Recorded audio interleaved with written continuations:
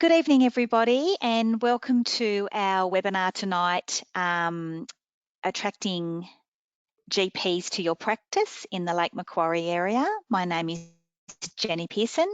I'm an Education Officer and I sit in the New England. Before we go any further, I'd like to acknowledge the traditional custodians of the land that we meet on tonight and pay respect to Elders past, present and emerging. We have three presenters for you tonight. We have Jessica Fryatt-Tiggs. She has her own general practice recruitment business called Trust Medical Recruitment and has been working in general practice recruitment for the last 12 years. We also have James Wiggins, who is an employer brand consultant who works with organisations to apply the tools of customer value proposition, employer branding and engagement. And we have Scott White, who is the communications manager for the Primary Health Network. Jessica is speaking first tonight. Jessica, if I can just get you to put your light back on so we can see your beautiful face. You're sitting in the dark a little bit there. Oh, really? It is on. Is that better? Oh, okay. That's better. If you have any questions, please type them into the question box and hopefully we'll get time to answer them all. So I'm just going to bring up.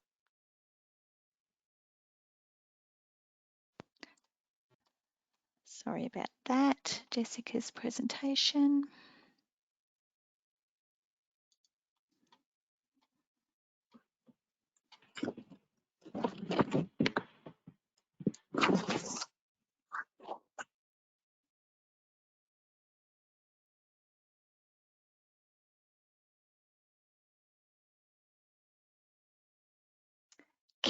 Can you see my screen?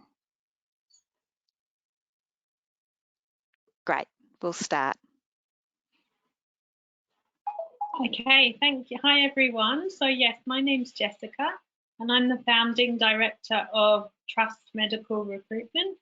I've personally been recruiting and consulting to general practices and medical centres for 12 years now. And I'm happy to share some insight with you today on working with a recruiter. Next slide.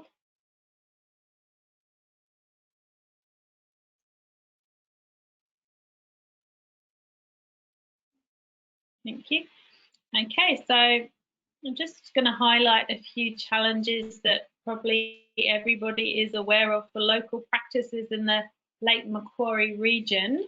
So from looking at the health workforce locator map on the Dr. Connect website, it's quite clear to see that the majority of the region is a non-DPA in the blue section, which does pose a few challenges. In addition to that, it's classified as a MMM1 location, which means that we can't put doctors on the More Doctors for Rural Australia training program or the RACGP PET program because they are having to work in the MMM2 to 7 locations, unless it's a Aboriginal Indigenous Health Medical Centre or if it's the AMDS, so that stands for Approved Medical Deputising Service. So really our key goal is to attract the vocational registered general practitioners to the area. And so that's what we're going to focus on.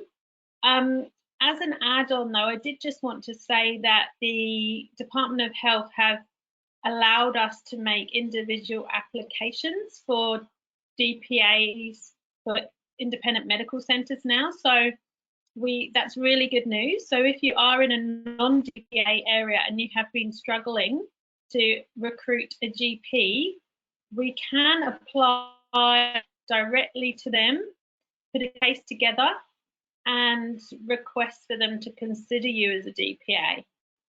So usually that would involve a letter of support from the practice principal or the practice manager, some documentation evidencing the severe shortage in the location, how many patients that you have on your books, how overwhelmed you may be with bookings and appointments. If your books are closed, to state that, how many doctors are working and how short you are of potential doctors, how many rooms are vacant, and what the workload is like and what are the impacts on the existing staff. So I can help support you with those applications if you do need them. You just need to reach out to me, and contact details are at the end of the presentation. Next slide. Okay, so here are some benefits about working with a recruitment agency. So it helps you to outsource the role of looking to hire in parallel with creating an external relationship with a professional. That way you also access the knowledge and insight into the market and its trends, because we're dealing with it all the time and you might just be dipping your toe in as and when you need it. So we can give you a real honest truth about how things have been going and how realistic it is to get a doctor. And also it puts the feelers out there and allows you to extend your reach of candidates. We use so many different platforms and we have an extensive database, and potentially that way we can access passive job seekers. There might be a doctor who's leaving an extremely rural area and wanting to come to the coast or the Lake Macquarie region, and we can put them first. And you might not have known of that just by advertising. Next slide.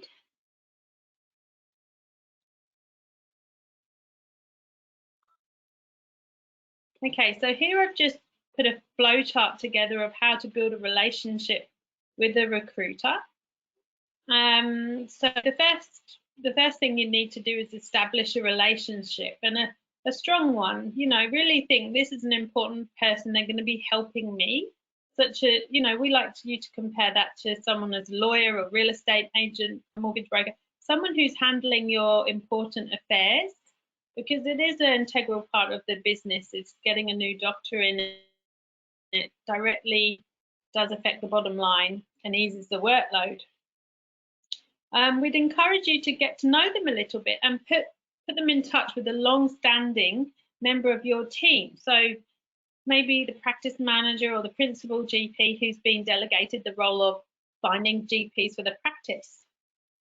The aim of that is that you want to be at the forefront of the recruiter's mind when they get a new candidate. That is the goal. So the best way to do that is to regularly keep in touch by email, phone, mobile phone, text, even sometimes WhatsApp we use on a weekly or fortnightly basis, so that they can get your name in their brain. And then we really, really do need you to provide us and attach to email or whichever medium you choose to use as much information as possible. We need to build a bit of a profile on your clinic with details and figures about the job, the practice, the work environment, even the earning capacity and remuneration figures. That really helps us. It gives the doctors applying a bit of an idea on the potential. We also like you to establish terms of business with us. So all recruitment agencies do have terms of business. Usually they shouldn't be too complicated, but just to have a read through and check the terms and make sure that all parties are happy with that agreement before a candidate is introduced or at the stage you receive a CV. And then work together, work with just a few agencies. I wouldn't encourage to use too many because other agencies might pick up on the fact that you are using lots and lots of people. You do get a whiff of it, believe it or not. A classic example is how, the big corporates usually copy every man and his dog into an email, and the recruiter can see all the names and they just think, oh, what are the chances of me helping this person? So, I would definitely say establish an exclusive or a one-to-one relationship with a key recruiter, or one or two. Next slide.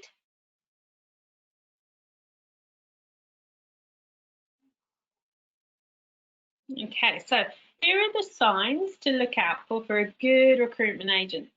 So I would always say to work with boutique over corporate. That's just because they really do care more. But the first point there is knowledge. So knowledge on the market and the local area. I am a little bit of a local girl. I'm based up on the Central Coast. So I've travelled through and around Lake Macquarie. So that's quite important. They need to be able to describe the environment, the locations to the potential candidate, and sell it on all its positive points, I suppose. Expertise, that's really important. There's a lot of turnover in recruitment, unfortunately. The agencies kind of put a consultant on, and if they don't make certain figures, then they get rid of them. And that therefore you just move through individual consultants quite quickly. So what I would say is, does the agent know their stuff? You know, do they know all the rules and the loopholes and the 19A, the 19A8B? All of those details are really important, especially with doctors, because one thing can often have a bounce off effect of another. Time. How much time have they been in their job, and how much time do they give you? You know, to get a good job brief, we need to spend a good 10-15 minutes on the phone to really get a feel for your practice. How much do they listen to you? Some recruiters do like to talk, but you have the information we need, so we have to get all of that from you. You want to be in a position where the recruiter is always considering your clinic, and that helps to provide you with a repeat cycle of doctors if you lose somebody. And also background checks, you know, if reference checks, knowing about the APRA registration process, and patient reviews, all of that is usually checked by the recruitment agent, and that should be accessible for them and for you if you need it. Next slide.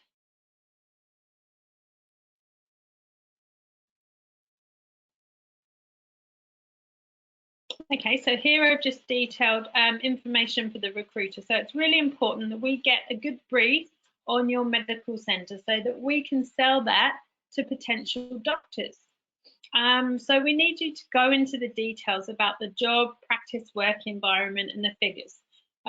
Our agency usually provides a practice profile template, so that allows you to complete fields about those aspects, but also we'd encourage you to provide as much information as you can from your own resources.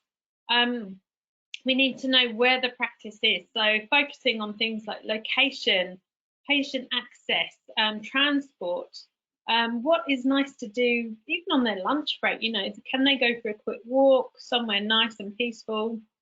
What areas would the doctor like to live in if they were to move to your area?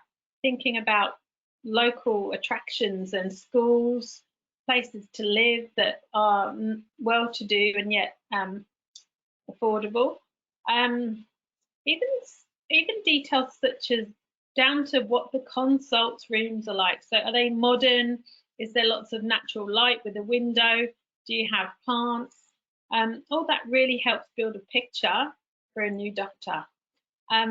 What sort of practice is it? So giving information on, is it corporate, family practice, doctor owned or solo practice? Important again, if a doctor's moving out of a corporate structure and looking for something a bit more personal, that would make the difference. Details such as how many doctors will the GP working with, and what is the male-female split, and are they working part-time or full-time? That helps the doctors to suss out not the competition, but the direct environment and who they're going to be working with. Staff, so important. Staff, talking about the nurses and the reception staff, how long they've been with you, what the dynamic is like. You know, do you guys go out to celebrate Christmas or annual events? What's the day-to-day like in the office? Is it a good buzzy feeling? And do the staff really support the doctors? That's really important. Unique selling points. So what does make your practice stand out? You know, maybe do a brainstorm, maybe have a team meeting there and do a bit of a brainstorm on everybody's opinions, what makes your practice and your area unique, because that really does need to come through in any advertising or recruitment efforts that you do. Next slide.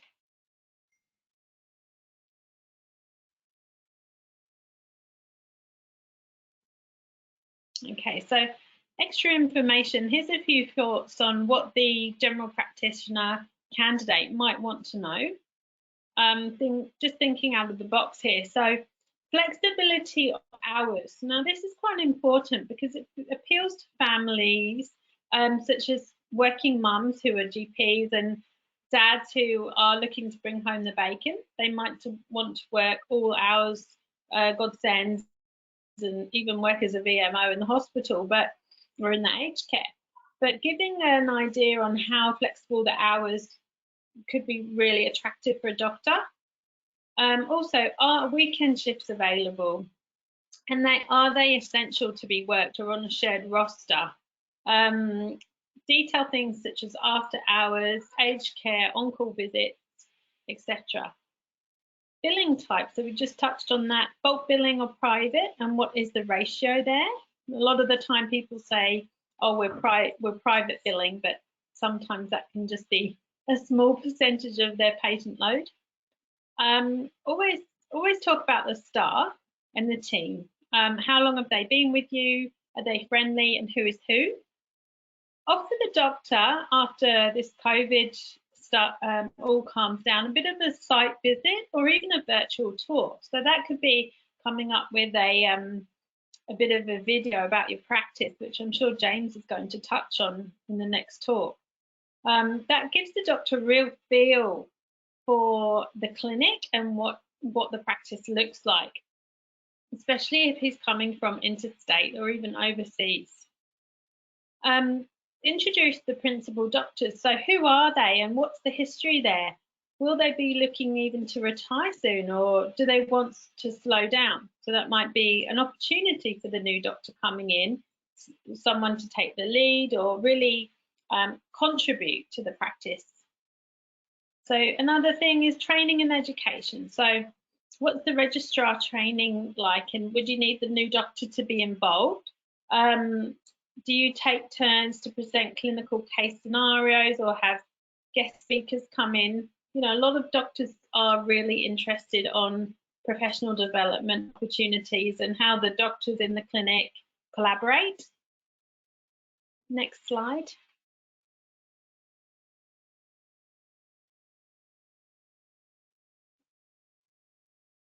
Okay, so just touching here on recruiter contracts in terms of business. So these are usually attached and requested to be signed when you start to work together with a recruitment agency when a CV is presented.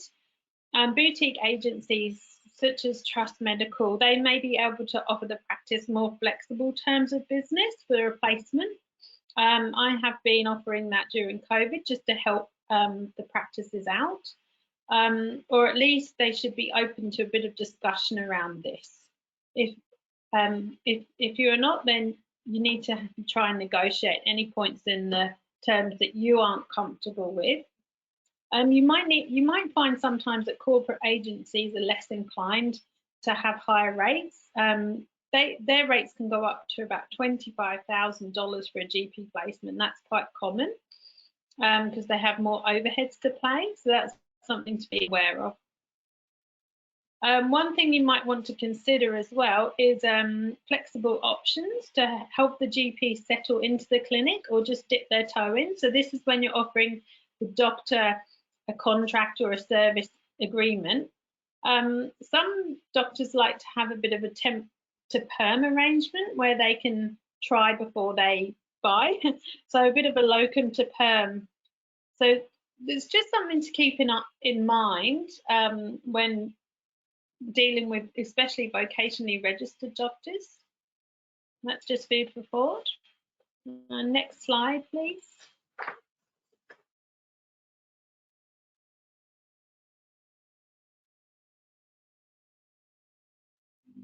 Okay, so just going on to contracts with general practitioners. So the ultimate request in our experience that we've had from a GP is no contract, and that they just come in and they work as long as they like to, because sometimes you'll find that vocationally registered doctors don't like to be locked into contracts. I would also suggest having letters of offer sometimes over the lengthy contracts, because it keeps it simple and it doesn't confuse the GPs with too much legal jargon. One thing to consider as well as an opportunity for maybe a doctor who's wanting to go that next step in their career is a partnership and associate consideration. So becoming a partner or part partner in the practice, so that they can really contribute to development and gaining, I guess, that next step in their career. And just to be aware that a lot of doctors are looking for more than percentage. So for those first 3 to 6 months, it's quite common that practices offer an income guarantee of around $150 per hour, or the percentage, whichever is higher. And that's just to reassure the candidate on how much they'll be able to earn.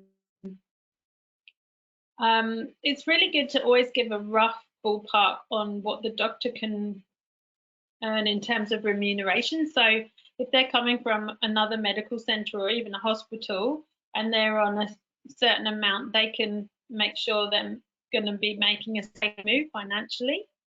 I would always encourage medical centres to foster educators so that they can train and help with junior doctors or registrars. It's something to look out for, and it helps the practice to keep on evolving.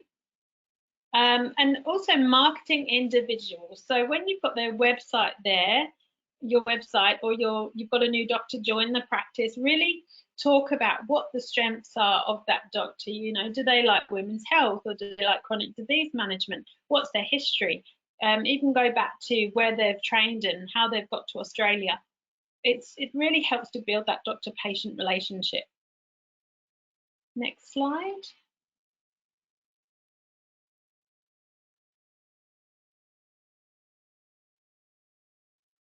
Okay, just a couple of funnies here. So recruitment put-offs from the recruitment agency's perspective is using too many agencies. And then second is not providing enough information on the position. So it's our job to ask, but we really need all those juicy details to really help you. And there's lots of different mediums now available that you can present that. Next slide.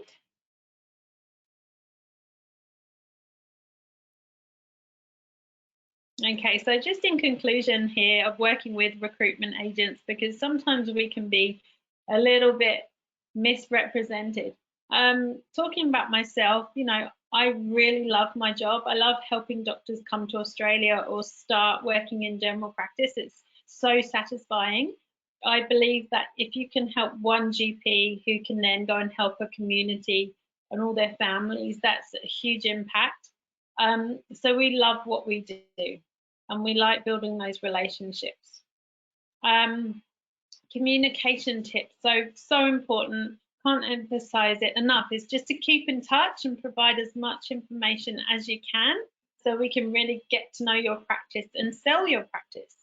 And focus on area, location and lifestyle. You know, explore your community and what it has to offer a new doctor or a new person moving in.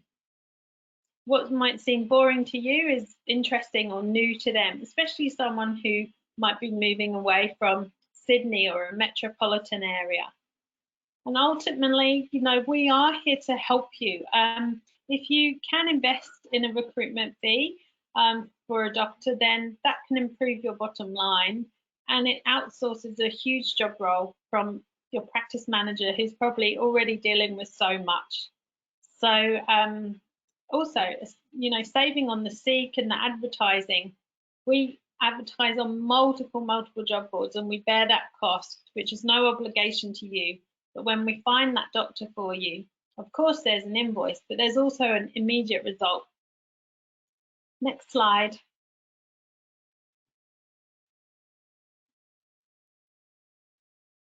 Okay, so this final slide has just got my details here, my mobile number, my office number, my email address, and where we're located. We do offer pay-as-you-go terms for vocationally registered doctors. So instead of, you know, sending you a big fat fee when they start, we can break it down to make sure that doctor settles into the practice. And just as a final tie-in from the first slide, if you do need any help applying for a DPA exemption, because Lake Macquarie is in a majorly non-DPA location, we're happy to help. So please contact me, put your case forward, and tell me about the issues you've been having, and we can try and work together to find you a doctor and a DPA so that you can hire a doctor who's still on their moratorium. So thanks everyone for listening. That's my presentation tonight. I hope to hear from you. Thanks, Jenny.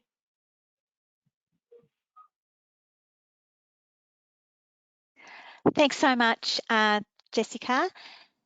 So I'm just going to share James's screen so that we can see his presentation.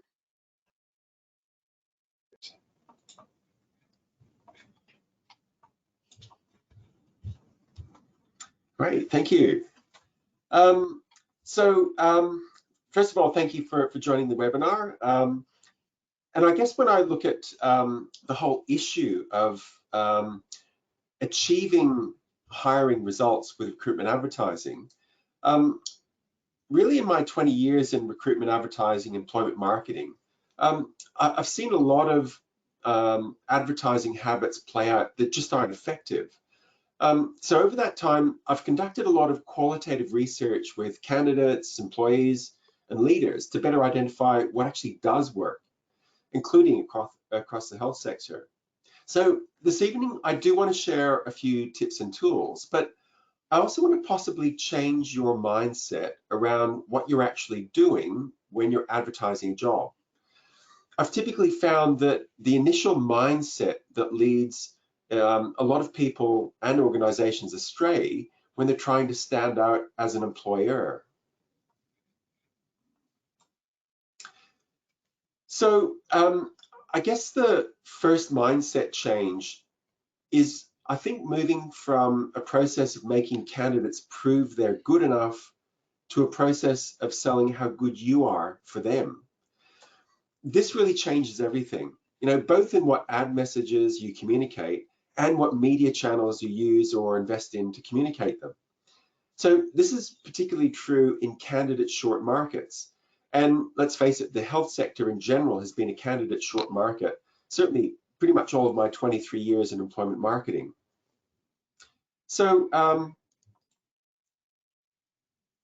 I guess the whole reason for advertising in the first place is to change beliefs and behaviors, not just to announce the existence of something like a job.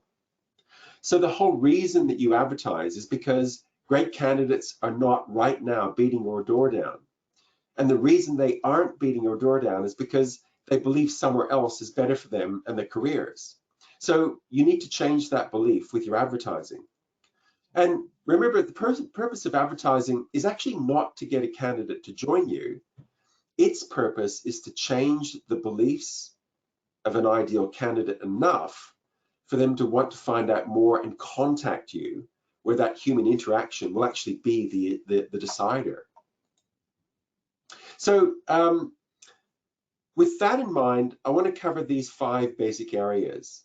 As mentioned earlier, this is a combination of tips and tools that you can apply right now and ideas to change your mindsets to better enable you to get the most out of tips and tools. So first of all, starting with that mindset, think about what you're actually advertising. I want to look at writing ads, and the reality is you may only write 1, maybe 2 ads a year. So it's not something you will do often, but when you do, you want to make sure that they actually work for you. I want to talk about websites and website content. Really, I like to think about websites and website content as a more engaging, a more interesting way to introduce you rather than just the text on a job ad. I want to talk about video and how it can be a really effective engagement tool for candidates to really make you stand out amongst all of your other talent competitors out there.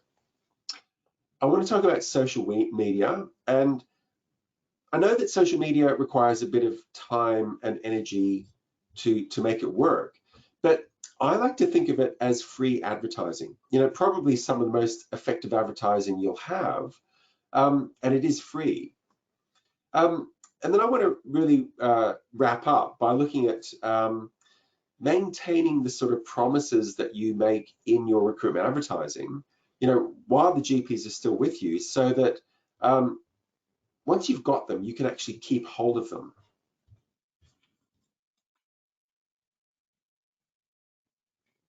Okay, so I guess the let's see, I think I've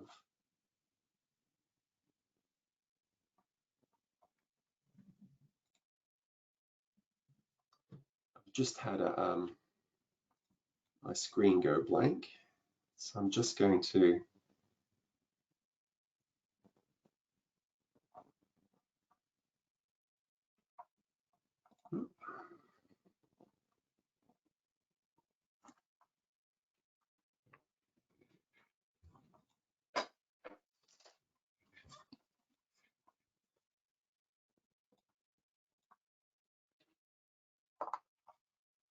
I've just had my screen freeze, so I'm just going to see if I can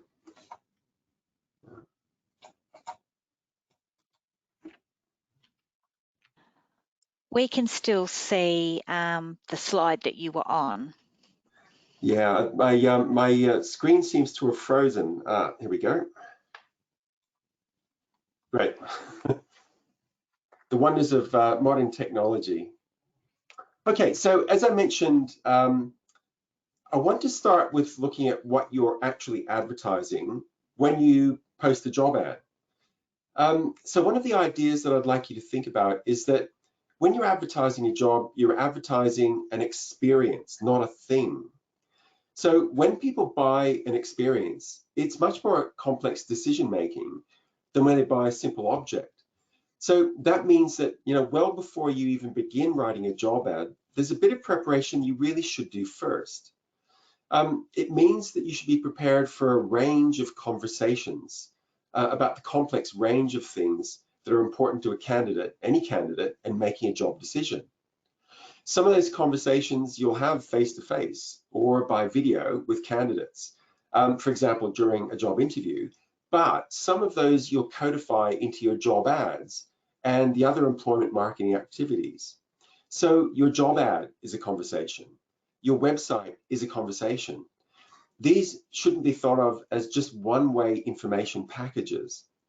So to help you get started thinking about some of these conversations that you should be developing, thinking about, I wanted to share this screenshot from a conference board research program conducted well over a decade ago now. And what I think is useful to consider here are the broad categories of what they found motivated talent. It's never just about the job tasks themselves. So this is where all of the things that Jessica outlined in the sorts of things that you should be telling a recruitment consultant about your practice, there's similar sorts of things that you should be thinking about telling a candidate in some form or another, because they're all important motivators and the sorts of things that candidates will want to know about. So these are the sorts of things that you should be prepared to have conversations about. For example, if a rural practice offers a wider variety of presenting conditions and higher acuity in presentations, don't expect that your ideal candidate will be thinking that when they're job searching. You need to create a conversation that points these sorts of things out to them. So in the same vein, Australian family physician, back in 2007, actually published some interesting research findings about what maintained job satisfaction for Australian GPs. And again, these are the sorts of things that you should be thinking about preparing candidate conversations about. And each of your practices will be different, requiring different conversations. But for me, I think of particular interest are the top three elements: variety, the culture of the practice, and the longitudinal care. So in all of the GP job ads that I've reviewed over the past few weeks, I really can't recall seeing any that spoke to the variety with any of these practices. And I know from experience that, as mentioned just now, most rural practices present a much wider variety of clinical conditions than the average large metro practice.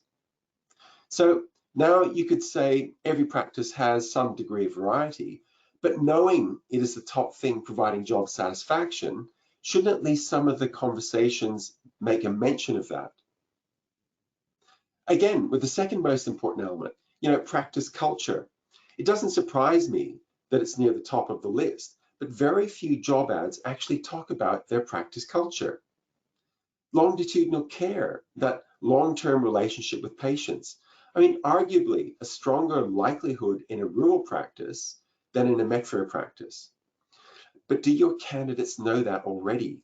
In my experience, most just don't think about it. So again, things to prepare conversations about. What makes your practice most worth working at? What information will change that ideal candidate's beliefs about you to change their behavior towards you as a candidate?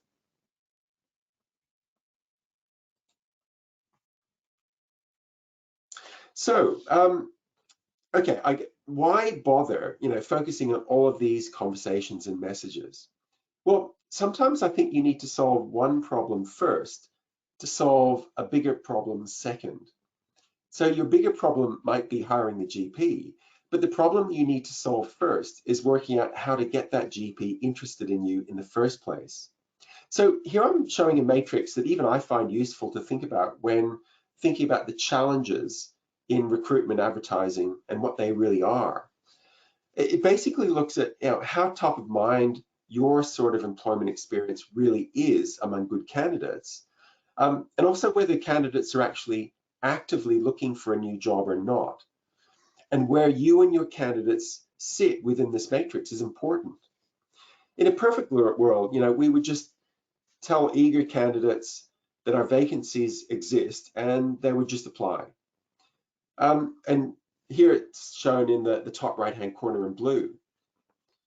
But unfortunately, the majority of ideal GPs, future GPs for your practice, are actually not currently actively looking for a new job. You need to make them want to leave where they are. And the majority will probably not be thinking about moving to a rural or regional New South Wales for a job. You need to get that idea onto their radar. And many may have ideas about working outside of metropolitan areas that actually stop them even considering it. So again, you need to change that problematic belief. So for your ideal candidates, both now and into the medium-term future, your employment marketing needs to achieve a few different objectives at once. Okay, so let's look at writing ads now. As I mentioned before, you may only write one job ad a year, but you need to make sure that that one ad actually works. So there are a few things that you need to be aware of when you're writing. So here are two ads that I recently found on Seek. The ad on the left is a fairly typical ad, but I think it's problematic because it really doesn't tell a GP candidate anything new, something that they don't already know about in terms of what the role might actually be. It talks about the practice. Well, it's not actually talking about the practice or what's actually in it for the candidate. I think that you know, the things like the core values, you know, what they're expecting in a candidate. These are the sorts of things that you'll be seeing in just about every job ad. And so there's nothing that helps it to stand out. And as I mentioned before, there's nothing in it that really helps a GP to understand, well, why should I look at your practice or your clinic over any other? So I think that, you know, they're talking about the practice, but not what's in it for the candidate. They're focusing on what you need to bring. As I mentioned before, are you good enough, rather than what's in it for them. So don't forget why your candidates may be smart enough to connect information about a practice with what they're looking for. Don't forget that they'll be looking at lots and lots of ads. So you should make it easy for them by talking about this, in linking it in your ad copy between what they're looking for, what's in it for them, and your practice. So the ad on the right, it's not perfect, but I think it actually does it better. You know, join a beautifully, fully private billing practice in an affluent suburb of genuine family practice, well established, you know, for a decade. A large patient following, you know, you can work full or part-time, walk straight into that large existing patient base. You know, physically, it's purpose-built, light, spacious, well-equipped, you know, with large consult rooms and windows. So all of these things, you know, as Jess was mentioning before, you know, these are all things that are actually important to GPs. So it makes sense to actually put these sorts of things into your ad.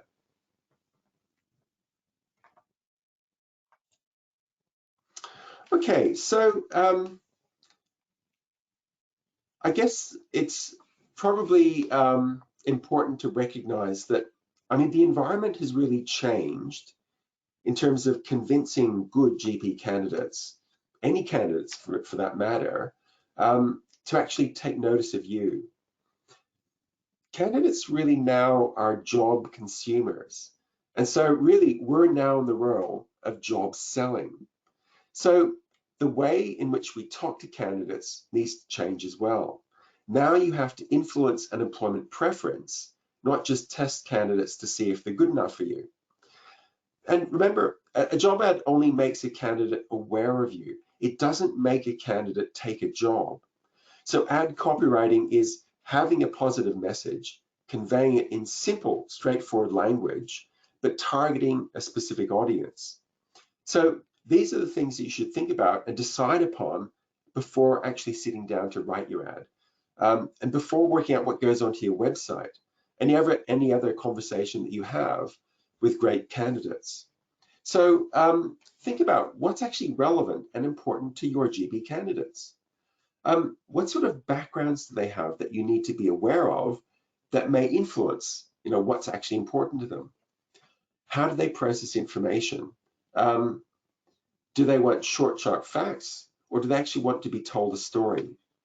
In my experience, even, you know, professional GPs, they would rather be engaged in a story about your practice than just having a long list of bullet points. What of value can you actually offer your targets? Think about that, again, based on what's important to them. But also, how can I turn that value into a benefit and make those connections in your ad copywriting? How can I change their behavior? Remember, as I was saying before, they may not even be thinking about a job outside of Sydney or Melbourne or any other metro area. How can I change their beliefs that it's actually worthwhile thinking about so it changes their behavior to actually pick up the phone to you or go to your website? And of course, you know, what's your budget? How much do you actually want to spend, whether it's on recruitment consultants or advertising media? So when you're sitting down to write the ads, again, I think it's a good idea to gather some information first, again, before you start writing. The person that you want, as I mentioned before, you do want to convince that ideal candidate that you're worth their consideration, not just make them jump through the hoops. But you should still stop and identify, well, what are the attributes? What are the attitudes? What are the backgrounds and experiences that I actually do want in my candidate? But then look at your practice, as Jessica was talking about before, and then find a way to link. What is it in the person that you want that your practice can actually connect with, and make those joining the dots. And because you'll need to be thinking about, how do I articulate that connection between the sort of person I really want, but then what I can actually offer that ideal sort of person. And then think about the call to action. What do you want the candidates to do once they've read your job ad? Again, it could be picking up the phone to you. It could be going to your website. It could actually be watching a video that you've embedded in your job ad. So once you've identified those information in those 4 areas, decide on just one main selling benefit. As I mentioned, it's what's in it for me, because that one main selling benefit will inform your headline and the first few key points right at the top of your ad, which is really important to identify, first of all, to make sure that when somebody starts reading your ad, they actually finish reading your ad.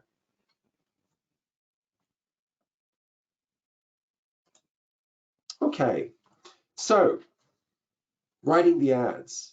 As I mentioned before, you need to woo candidates rather than just test them, but you can do both. Again, think about how you can connect what you're looking for in a candidate with what they're looking for in a job. So, for example, if you're after an inquisitive thinker, you may link that in your job ad copy to the fact that you have a variety in practice patients. So it gives them that sort of variety to interest their inquisitive mind. If you're looking for somebody with experience in women's health, you may actually identify in your job ad copy that you're an established practice with an established interest in that and a patient base that supports that.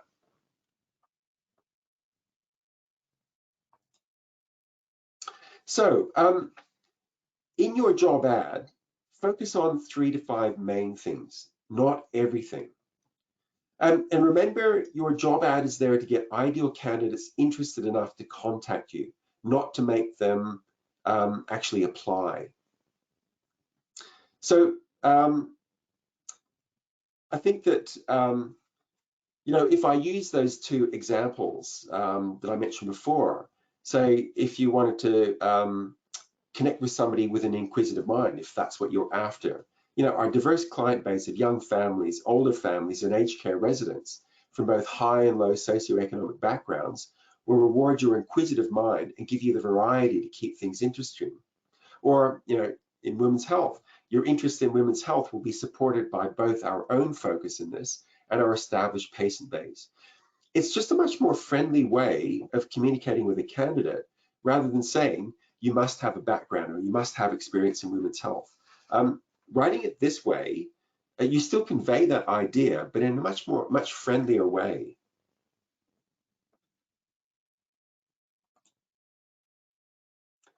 Okay, so in writing ads, there are a few tips here.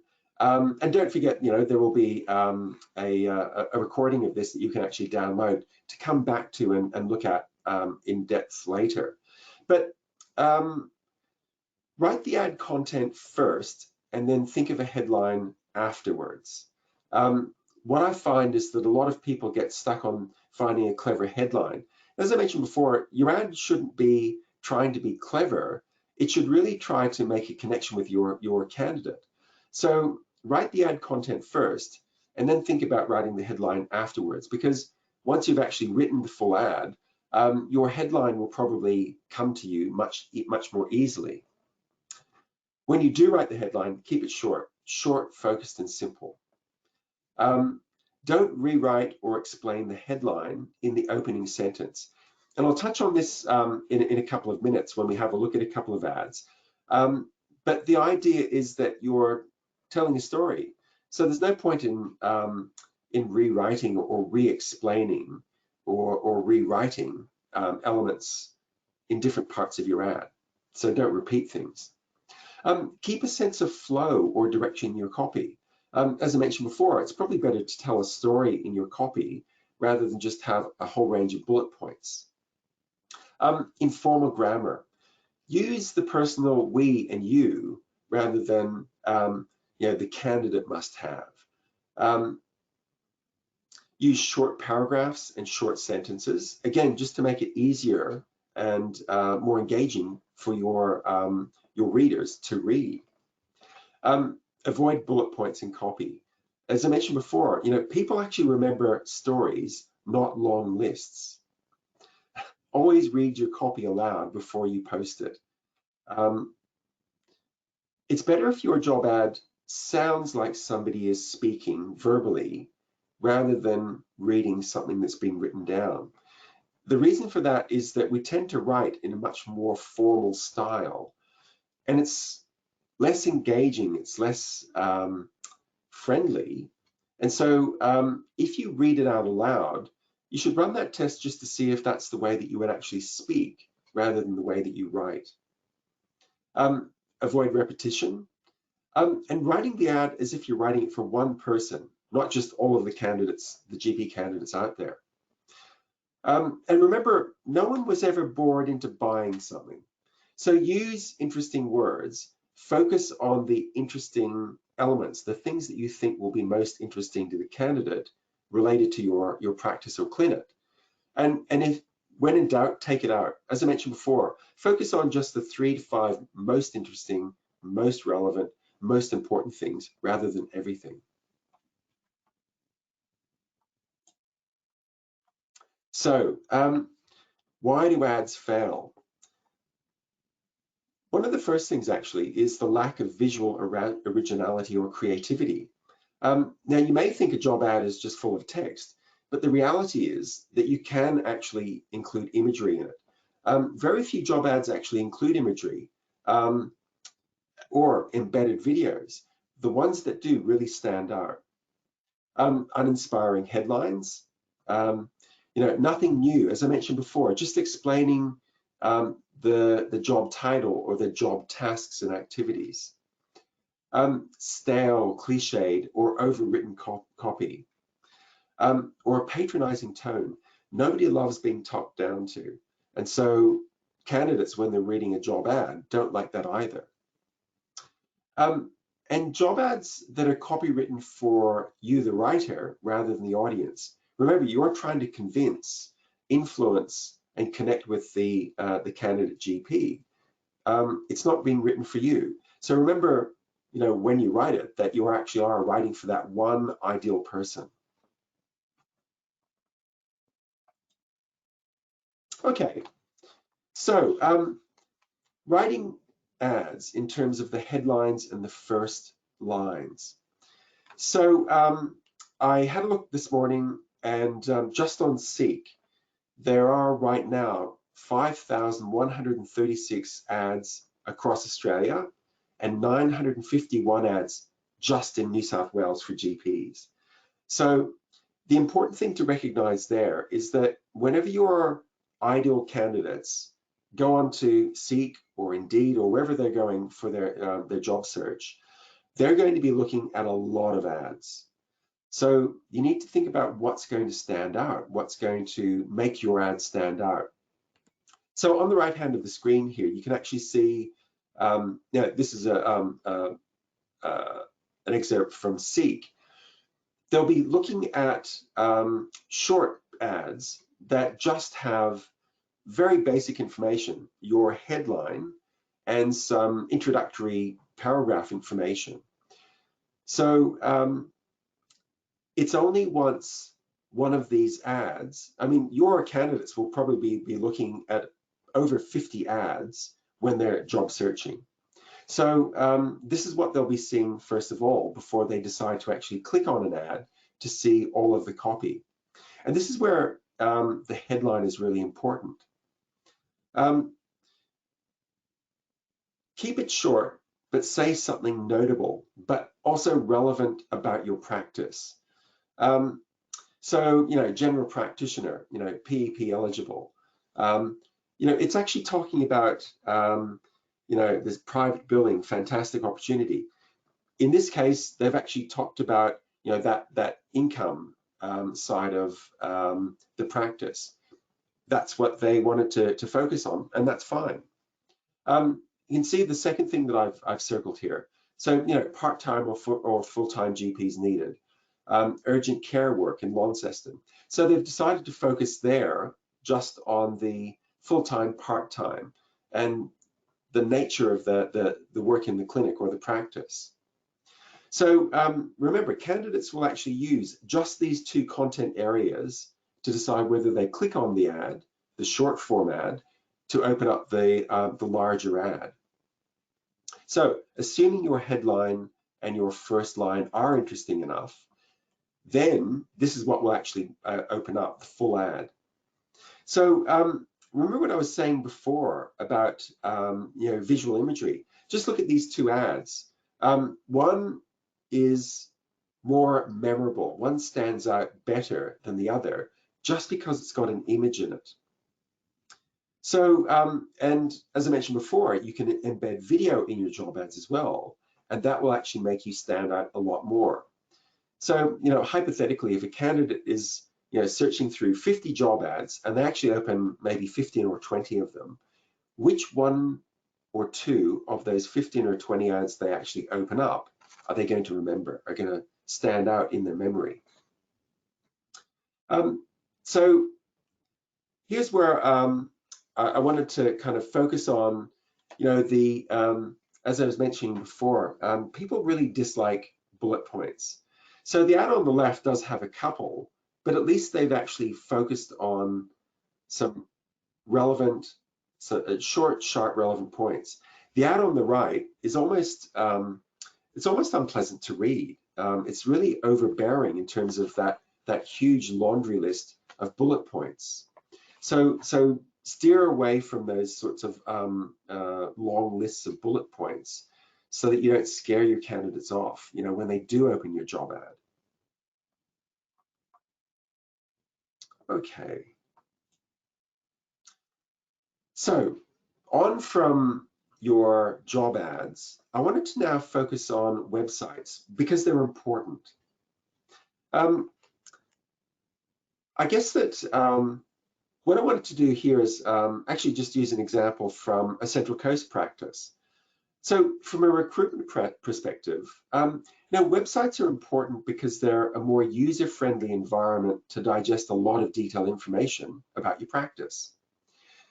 So if your job ad is just there to get your candidates interested, immediately sending them to your website is a really useful next step to secure their interest. And recall all of the different conversation topics that we looked at earlier. So this is actually a great environment to start fleshing out some of the details, some of the information about your practice that you've identified, earlier on, based on the ideal GP candidate and what's important to them. What are the elements in your clinic or your practice that connect to what will be important and relevant to that ideal purpose, the ideal person? Now, if you have a website, you've probably got biographies of the people in your team, and most practices will focus that as a kind of a resume, focusing on patients or clients, and that's fine. But don't forget that candidates will be coming to your website as well. So think about talking about yourself as a person, not just as a GP, so that you better attract those candidates who are coming to your website and trying to learn a little bit about you as a person, not just as a hypothetical boss. So I want to play a video, but I guess that You know, when we talk about your website as a media-rich environment that's more engaging, more interesting than, say, just the text in a job ad, I think, you know, apart from face-to-face conversations, video is a really good way to do this. So I do want to talk about video in a moment or so, but I wanted to share this particular video with you because it does a great job of articulating the sort of conversations that your website should be thinking about articulating. So this practice's website has all of the information in text form as well, but this video articulates it in such a much more engaging way. So Jenny, can I get you to play the first video?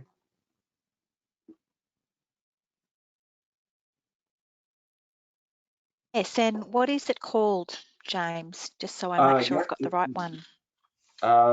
It's the Arise MD video.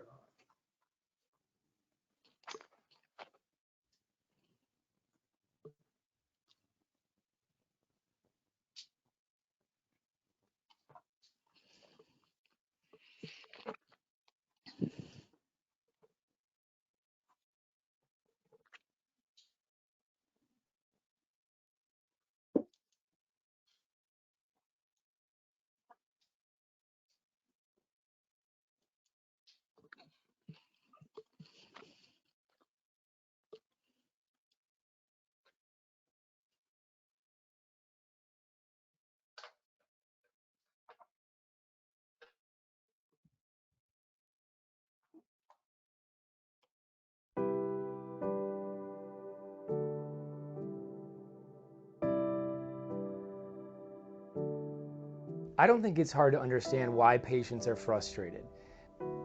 My passion for the integrative and functional space comes from first being a patient. I enjoyed my 6 years of practice in Asia as a surgeon, and getting intestinal parasites and having to become a patient in this overly myopic US healthcare system was the moment of enlightenment that we're missing something. The number 3 killer in America right now is actually medical error. We have a heart attack every 46 seconds in this country, a new dementia, a new cancer diagnosis every 60 seconds. And what? People get 10 to 12 minutes with their primary care doctor to try to sort out a very complicated individual. We as doctors, we don't treat patients, we treat a whole life. We deliver what I didn't get in medical school. We help patients connect with the head and the heart of the matter. In other words, the story they bring in here, the true motivations they have. But at Arise MD, what I think we do better than anyone else is we help patients live out their bucket list.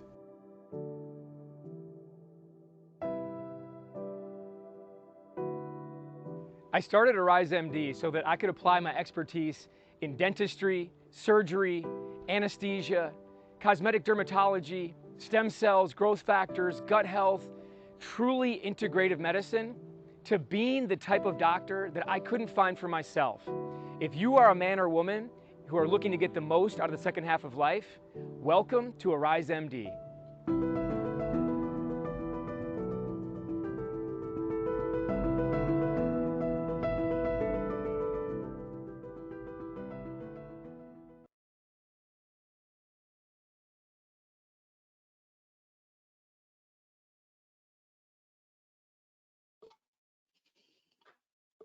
Okay, so you can see what I mean.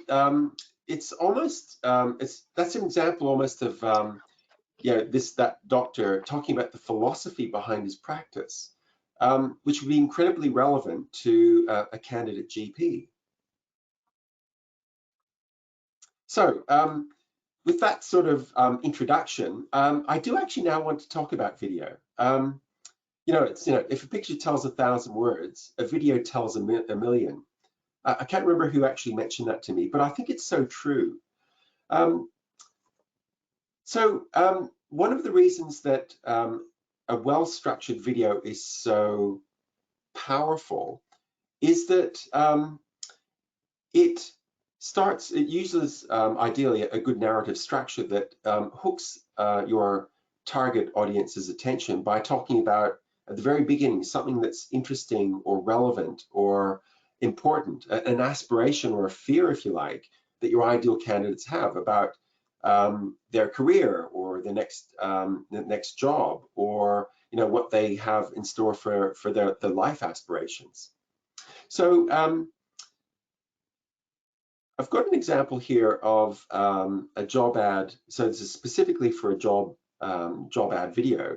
It's for Bupa Medical Visa Services.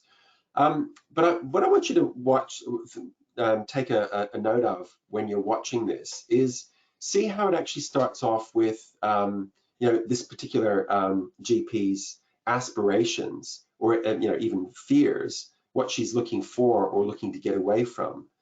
Think about how she talks about how the employment experience, in this case with Bupa, is helping her overcome those challenges or the things that she was looking for. How it provides evidence of the employment experience when it's doing that. And it even talks about, how it feels to work in that organization. Okay, so Jenny, can I get you to play the Bupa video? But keep an eye out for those things that I mentioned.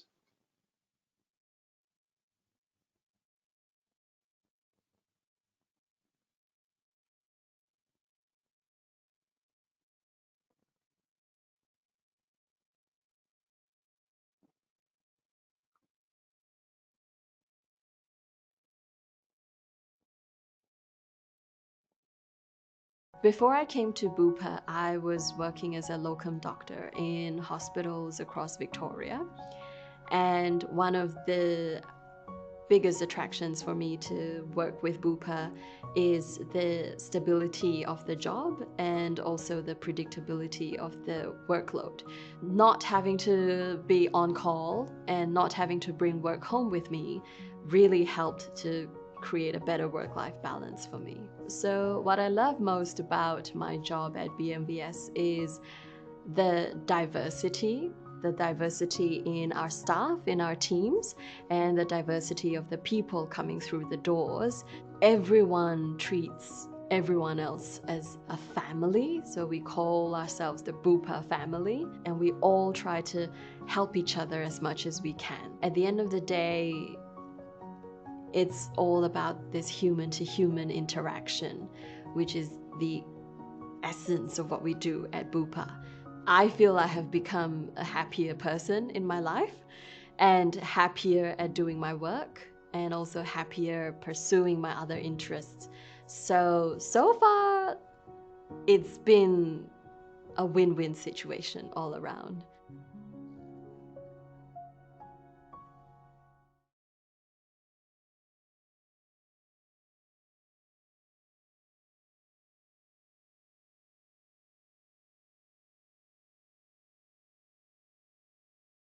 Cool. So hopefully you can see what I mean. It's not an exciting video with bells and whistles, but it articulates the sorts of things that candidates really want to know, that are related to what's important to them in their next job, what their aspirations are, what they're worried about, what they're afraid of, that the job will help mitigate or overcome. Now, so those videos that you've just seen, they will cost you about $4,000 each to make. So that is quite a price tag, but the reality is they can be made a lot cheaper. So there is an online platform called Video My Job, just one of quite a few online video platforms that you can actually use. They're actually quite easy to use, quite straightforward to use, where you can use your smartphone to capture vision and sound. You can upload it to the online editing environment. It's quite easy to actually put it together, to add logos, to add music if you want. Basically, they charge $890 a month. It's on a subscription basis. But the reality is you only need the subscription for 1 month to make your video or your videos, film them, edit them, finish them, put them up on your website, embed them in your job ads, and then cancel the subscription. Now, just to be clear, I'm not a salesperson. I don't get anything from Video My Job for recommending them. I actually don't use them myself because I work with professional videographers that are the more the $4,000 versions. But a lot of people I know do use Video My Job, and they use it quite well, quite successfully, quite effectively.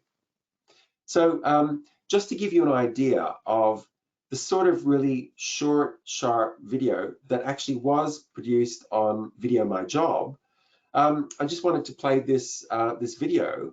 So Jenny, it's the Experion video, just to give you an idea.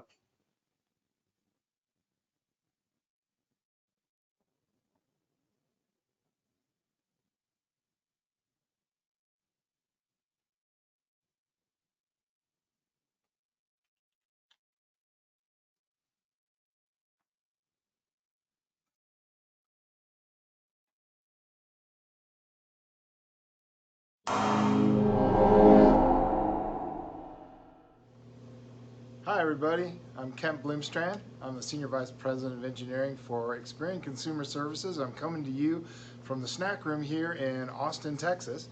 I want to talk to you a little bit about why I like working at Experian, and that's because it's a great place to grow your career. At my point in my career, I love just seeing other people be successful. And so there's an opportunity here to learn all new technologies like how to navigate the dark web, how to build microservices in Amazon. It's just a great place to come and be an engineer. So I invite you to check it out and join us. Thanks so much.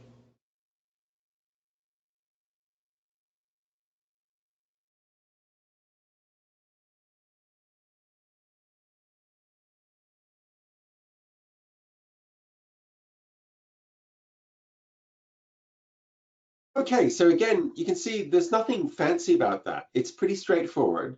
And if you're a software engineer, Kent is talking about some stuff that's really interesting and important to software engineers. So again, it's kind of connecting what I was saying before, what's most important to your GP candidates with what your clinic or your practice can provide to them. Okay, so a couple of weeks back, I was discussing much the same thing as I'm talking to you about tonight with GP practices from the New South Wales Central Coast. And in just those couple of weeks, one of those practices decided to try video out and linked the video to their job ads online. So within days, they already have 2 great candidates that they're speaking to now. So if you watch this video, watch for all of the things that they've identified that link their practice to what they've worked out is most important and relevant to their ideal candidates. So remember, this was actually a video that was embedded in a job ad. So it provided that much more interesting, engaging, more personable connection to a clinic than just a job ad would, or even just text on a website would. Okay, Jenny, could you play the Life Medical Center video, please?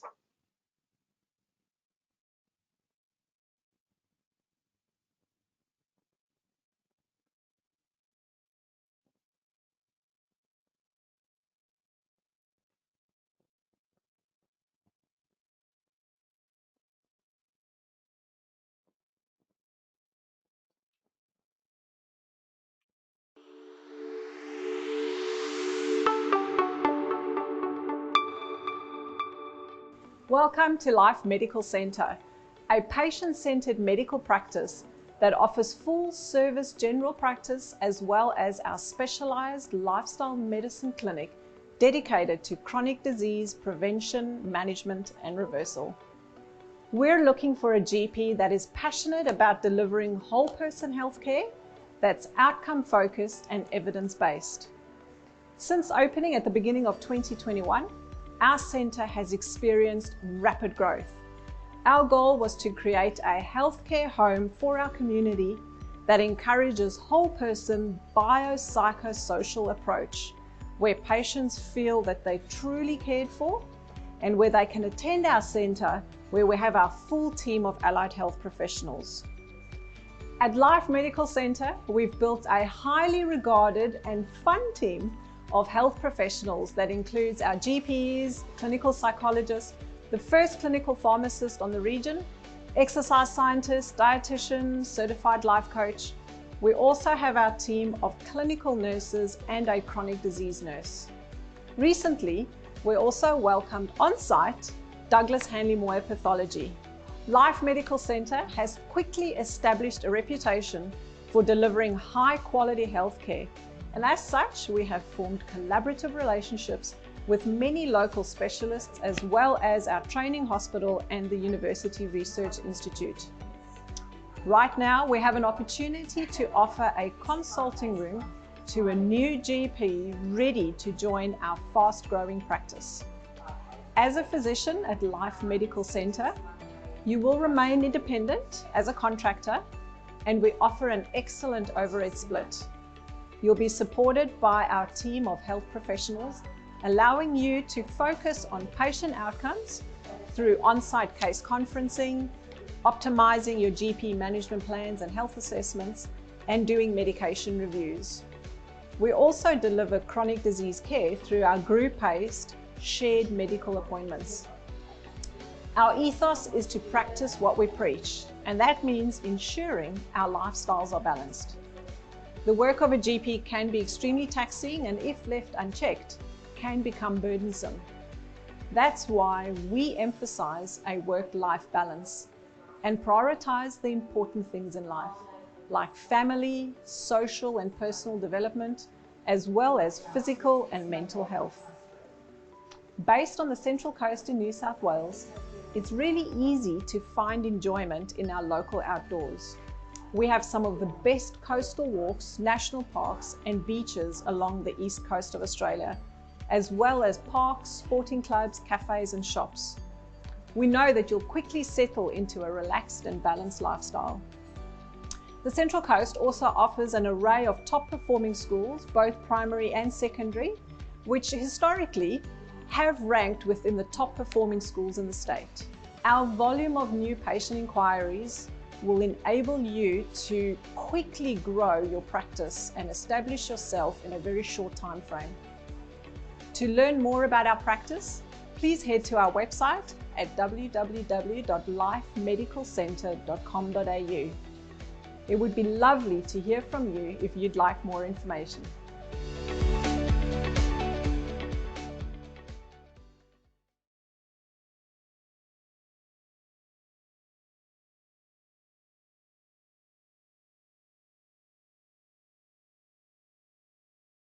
Okay, so again, that's actually quite a good video, and it does go on for a few minutes. So you shouldn't feel under pressure with video to actually produce a video like this, 3 or 4 minutes. It can be just like 60 seconds or so with some of the key points.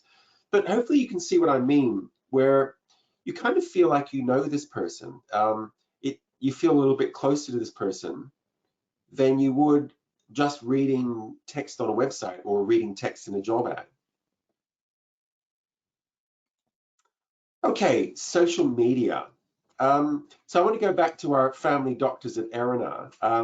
And these are just a couple of examples where they're really just sharing some day-to-day activities in the practice. So writing content for social media does take time and a commitment, but as I mentioned before, it is free advertising, and the content that you produce is so easily shared. And using the 6 degrees of separation idea, the chances are that if you have direct GP contacts who follow you on social media, and they have GP contacts too, and among the contacts of those contacts are likely to be GPs at some stage looking for new opportunities. So this plays a really effective role as well in conveying sort of the culture, the personality, the focus and the operations of your practice or clinic to potential candidates. And here, I've just taken the post of one physician, one Joan at Palak, who's just finished an internship at the Mayo Clinic in Florida. I wanted to, I got a couple of screenshots of her posts because I think the variety is a really interesting indicator of the sort of things that you can actually do to a useful purpose. So on the two on the left, she's just shared a post that was actually written by somebody else in her organization. Now that other person had posted a work-related post that Joanna thought her network might find interesting, or in this case, something that she's proud of and being associated with the Mayo Clinic. It's sharing what makes, it's this sort of sharing that makes social media so powerful. In the third post, the third from the left, she's uploaded a short video of her work surroundings because they are nice. And we know how important the physical work environment is to GPs, as it is for most candidates. And the final one on the right is a totally non-related work post, but it speaks to her personality as someone you might like to work alongside. So here she's talking about, her involvement with a rescue puppy. So while these posts will take a little time crafting, you do get used to it and better and quicker at it. And it's wonderfully powerful. And as I said before, it's free advertising. Okay, so I guess by way of wrapping up, this evening I wanted to come full circle. So over 20 years ago, when we first began conducting research to work out, what recruitment messages we should put in advertising, what did candidates want and how did that connect with what the job really offered, we discovered a really important missing link. Most recruitment challenges were created by a retention challenge, created by a disconnect between what's wanted and what's provided in a job. So most people do not enjoy taking the time and effort to recruit new people. So I'd advise, as I advise all of my clients, remember to focus on creating an employment experience that your ideal candidates actually want. And you need to do this to attract great candidates as well as retain them.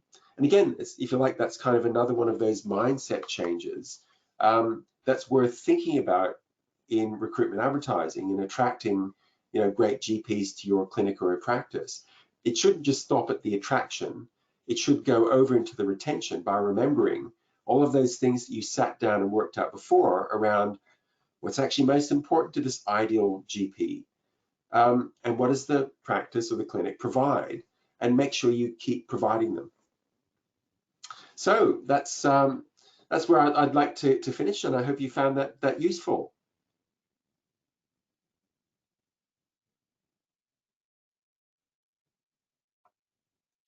Thanks very much, James. Now we have Scott White, who's our Communications Manager for the Primary Health Network. I'm here. Can you hear me?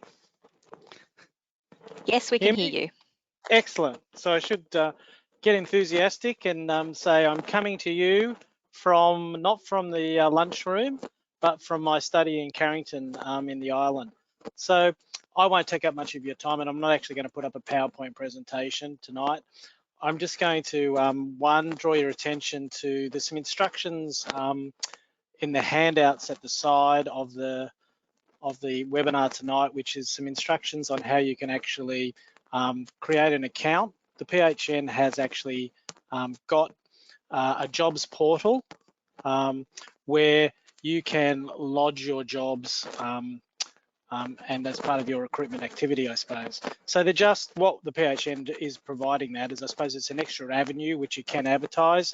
In some of my previous presentations there, I actually mentioned when I went to university a very, very long time ago, one of the standout quotes that I remember was early to bed, early to rise, advertise, advertise, and advertise, which is actually by Ray Kroc, the guy who started McDonald's. And I suppose that the concept was the more you advertise, then there's more likely that people can actually see your advertisement. Makes common sense, doesn't it? So not wanting to obviously take away from some of those really important messages that Jessica went through in terms of her boutique agency and recruiting, and obviously that is something that I think a lot of people you know, may look at taking advantage of that. But also, I suppose the PHN just has that jobs portal there, which is just an extra avenue where you can actually put your advertisement up. If you are going to put an advertisement up on the jobs portal, then I would really encourage you to perhaps go back and have a look at the webinar tonight and look at some of those key messages that James really highlighted, which is really about, I suppose, when you're creating your advertisement, what James was really talking about is what's the personality of your advert, because the personality or how that advertisement reads is going to reflect on your practice. And as James said, or people have said out there at the moment, obviously there's a lot of people out there recruiting. So, you know, you're competing against a whole range of other practices that were wanting to get GPs. So, you know, what's the offer? What's the personality of your practice? And as I said, the PHN is providing that jobs portal that we would encourage you to take advantage of. It's free. It's really easy to register.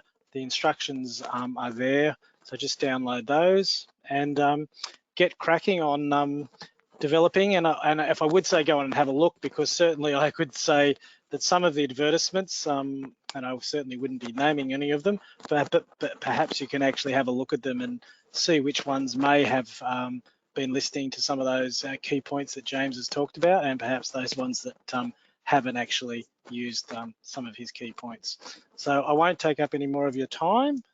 Thanks very much, and good luck with your recruiting. Hope it goes well. Thanks.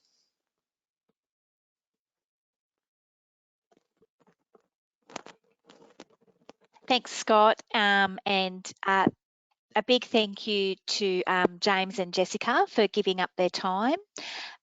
This webinar has been recorded and will be available in our education library. Well, thank you everyone for attending, and stay safe, and we'll catch you at the next webinar. Thank you.